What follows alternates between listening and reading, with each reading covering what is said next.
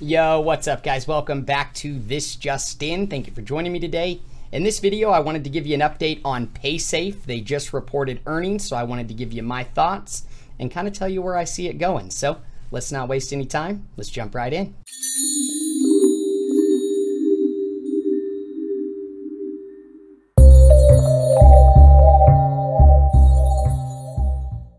Alright guys, before we get started today, subscribe to the channel for me. Hit the little bell so you get notified every time I post. There's also a link down in the description of my Patreon account. If you want to join the family, be in the Day One squad, we'd love to have you.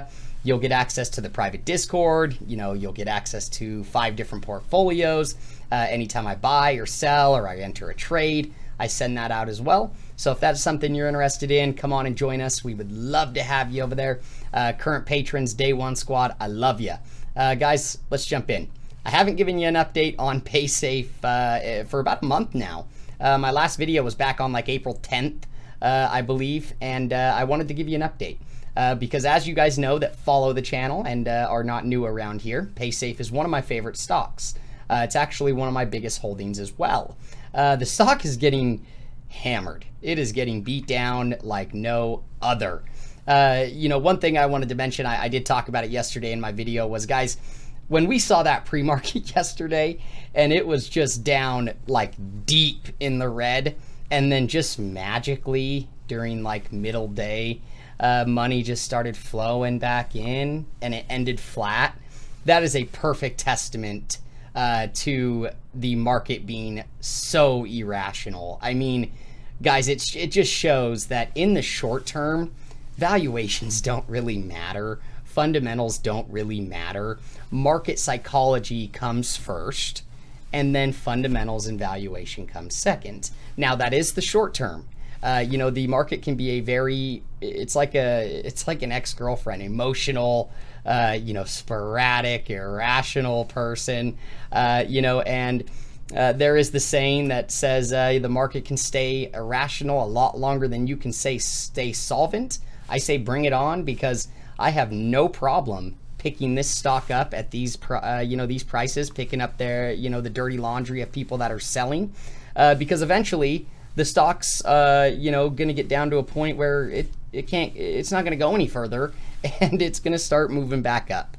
Guys, that's kind of how it works. When I was talking market cycles the other day, Wall Street hedge funds, they're going to push the stocks down as far as they can possibly get them, make as much money on the downside as they can, and eventually they will flip and try to make as much money on the upside, on the way back up as they can. They're not just going to push it down and then just let it sit there at a level where it can't go down much further. They're going to flip and they're going to ride it right back up. So with that being said, stay strong out there, guys. Keep your heads up. Build your fundamental analysis, your conviction, your valuations on your stocks that you really like, on the companies that you really like, because in the long term, valuations do matter and fundamentals do matter, and they will shine through. It's just the short-term sentiment and FUD and emotion that continues to drive the markets lower. The CPI data came out today. It didn't help much, with overall market sentiment. But guys, this shall pass. And Paysafe is a great stock that I think is going to do very well. They came out with earnings, and it wasn't bad. I mean, they beat on revenue. But they missed on EPS, and they didn't really up their EBITDA guidance like I think a lot of people thought they should have, or was expecting. But let's jump in and take a look here. So as you guys can see here, I just wanted to give you some updates, some highlights real quick. So on their igaming, they had 66% revenue growth year over year in Q1. They are now live in 15 states and expanding. As you can see here, they're having a Michigan launch, a Colorado launch, and another Michigan launch with this company. The igaming is something that I think is going to be big, guys. That makes up a very small percentage of their revenue right now, and igaming's ever so growing. It's going to continuously expand, and if they can capture more, of that revenue as they get into more states and partner with other companies, because they're partnered up with some massive players in the igaming space. I mean, they've got like DraftKings and a lot of these other guys, Twitch and So that iGaming is something that I'm very bullish on, think it's going to do well. The Ecash is really what propped them up in this last quarter when a lot of their other, segments didn't do as well. You can see here Ecash volume and revenue up 60% in Q1 year over year. The online gaming is live in 20 countries with Microsoft and expanding. And they had that partnership with Coinbase. We talked about that. And then they are live on 27 different crypto sites and or exchanges. You can see here some big partnerships there as well. So guys, they're making moves. They're doing well. They're expanding their services. They're, Bill Foley, like I said, that dude's, he's no dummy. He's going to help them, cut costs, drive higher margins, expand, create better verticals. So overall, guys, in the long term, I like this stock a lot. Think it's going to do very well. I did want to kind of show you real quick the side-by-side comparison. Let's take a look at the overall earnings. So as you can see here, look at this volume. They did $25.6 billion in Q1 2020 in overall payment processing volume.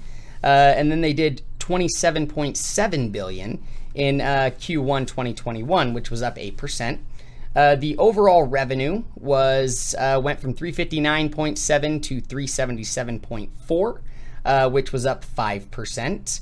The adjusted EBITDA was actually pretty much flat, 1128 to 1132. And then the free cash flow was up 29%, which free cash flow is very important. We like to see free cash flow growth. So now let's take a look here at some guidance. I wanted to kind of give you full year 2021 guidance, just so you can kind of get an idea of how they could potentially end up and finish the year. So as you can see here, their prior guidance for revenue was 1.52 to 1.55. They did bring up that low end to 1.53 to 1.55. That's a really good sign, guys, because if they're not super confident that they are going to do more than that, there's a good likelihood that they're not going to bring that guidance up, because if they bring it up and they miss, their stock's going to get punished. So I like to see that they're very confident that they are going to do more in revenue than that 1.52. The overall revenue growth will be anywhere from 9 to 10%, which is very nice when you're doing 1.5 billion a year. The gross profit, 61 to 63% gross profit margin. That is fantastic. As you can see here, they'll do anywhere from 930 million to 970 million full year 2021. The adjusted EBITDA margin is 32%, anywhere from 480 million to 495 million. Guys, I think the big thing here is cutting and increasing the bottom line. If they can increase that net margin, the adjusted EBITDA and the gross profit margin, they will do very well. As you can see here, they're really focused on margin expansion, which will be big. They did miss by 7 cents on their earnings per share, which can be attributed to a $72 million stock-based compensation from the merger with the SPAC that they did. That's a one-time thing, won't happen again. So that kind of gives you an idea of why there was a big net loss there. So, it is reassuring to know that that's a one-time thing. It's not going to happen again. Wanted to kind of show you this real quick. So Paysafe wins bullish rating from, whatever analysts and credit Susie or whatever on prospects of online gambling. So this just kind of talks about how they're giving them an outperform rating. Given our outlook for a 10% top line 20 to 2023 compounded annual growth rate, alongside of an EBITDA compounded annual growth rate approaching 16%, we believe shares are attractive at current levels, particularly given the potential for medium-term upside associated with the U.S. online gambling opportunity.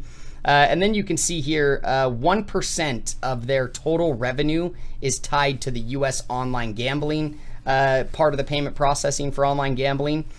These guys think it has a lot of room to grow. I do as well. because they have some very high-end, top clients in the online gambling space. They're partnered with DraftKings and a lot of these other big players in that space. So the more and more that they can capture of that overall industry as it expands and as it opens up and gets more states legal, the more volume they're going to do, and it's going to make up a bigger percentage of their revenue, which will help them tremendously with growing the top end. So you can see here they assigned a $17 price target, and there is an average price target of it at $18.33. Now, I'm not sure if that's a short-term or long-term price target. I would imagine it's more of a mid-term, maybe end of 2021 or something like that. You can see here that they've got two very bullish and two bullish, overall ratings. So let's jump in and take a look at the chart, guys. So as you can see here, guys, it is just in a major downtrend. Honestly, it's been in a downtrend like this all the way back since, end of January. Really nasty, just a lot of red, not a lot of green. You can see here, big gap down. When I made the video back on like April 10th, it was like up here. I thought it was going to hold this gap right here. It did not. It came down, and filled even this gap here. And it's looking like it's going to fill this gap too. So this area right here, guys, you can kind of see it's where it's gapped up multiple times and gapped over. You could technically kind of call that a demand zone. Really we want to see this stock price down here, get up here and close in this area, before it starts making its way back up. Just like anything, guys, we need higher highs and higher lows. This downward pressure, it doesn't look like it's going to stop anytime soon. I don't see it getting down here and surpassing this area right here around like 950. I would be hard pressed to think it will do that. But overall, you just have no idea in market conditions like we're in today. I think, guys, it's just a matter of time before the overall market switches. Just like I said before, it's hedge funds, Wall Street. They made a ton of money on us on the way up. Now they're making a ton of money on the backs of us on the way down, and they're going to get to a point where they can, there's not any more money to be made on the way down, and they're going to flip and they're going to ride it back up and make money on their way back up to the upside. So market conditions like this are tough. It feels like it'll never end, but it shall pass, guys. I mean, this is only temporary. This is looking pretty nasty. I get it. I don't have any problem picking the stock up down here around 10, 11 bucks. I haven't yet because I want to see if it will come down here and start testing these $9.50 range and see if it'll push below that. Once the merger was completed, $10 floor removed, and it can fall much lower than that. So you just have no idea what's going to happen. It's really hard to map a chart like this. Hopefully it'll hold right there, and continue its way back up, but we'll just have to wait and see. You can see here, came out, gapped clear down here in pre-market, and then came out and actually opened. It opened at 1091 and then ended up closed right under 12 at 1195. But then again, in after hours pre-market, one of them gapped all the way down here and finished the day at a low of 1088 was the low, and it closed at 1109. In after hours, it looks like it is, it is up a little bit, 2 cents. So we'll just have to kind of wait and see what happens. Again, ultimately, I would like to see it get back up here and close in above this area, above this gap right here, like right there, and start pushing its way back up. We need it to break this trend line and get back up into an uptrend. So for those of you guys that are much more conservative or don't really have a position in it right now, it's kind of, really up to you. If I didn't currently have a position, I would probably wait until there was a confirmed uptrend and we broke through this area right here, and started making higher highs and higher lows. So that's it for today, guys. This video is for entertainment purposes only. I am not a licensed stockbroker. Always do your own research and due diligence. Don't just take my word for it. Come over and join us at the Patreon if you want to be a part of the family and support the channel. Also, let me know down in the comments if you've got a stock price prediction on it, and have a wonderful day. I'll see you guys in the next one. Peace.